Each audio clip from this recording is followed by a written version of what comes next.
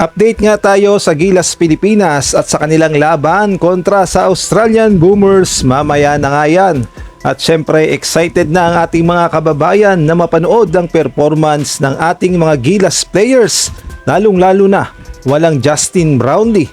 Kaya naman full local effort ang mangyayari.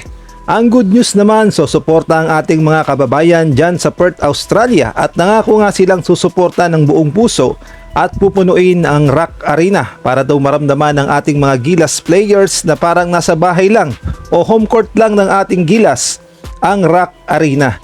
Syempre matinding laban yan at palaisipan talaga kung ano ang mangyayari sa laban, kung matatambakan ba tayo o sasabay ba ang ating mga Gilas players sa lakas ng Australia.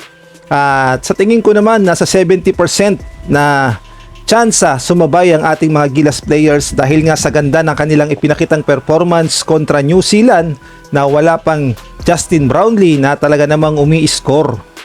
Pagdating naman dito sa kupunan ng Australia, handa na rin sila at pinaghahandaan ding mabuti ang Gilas Pilipinas. Syempre hindi rin nila minamaliit ang Gilas Pilipinas dahil alam nila ang posibleng gawin ng Gilas Pilipinas. At sinabi na nga ni Coach Tim Cone na baka ma-upset pa. Syempre alam din nila yan, kaya naman pinaghahandaan din ng Australia ang laban. At kahit nasabihin na nating yamado sila at sila ang mananalo, naghahanda pa rin ang kupunan ng Australia kung ano ang pwedeng gawin ng ating mga Gilas players.